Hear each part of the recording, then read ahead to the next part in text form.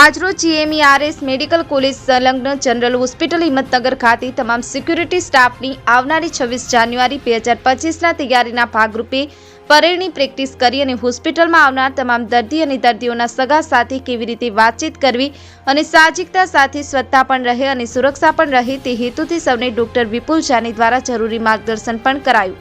આબિદ અલી પુરા, AB news Gujarati, Ramesh સત્યની સાથે।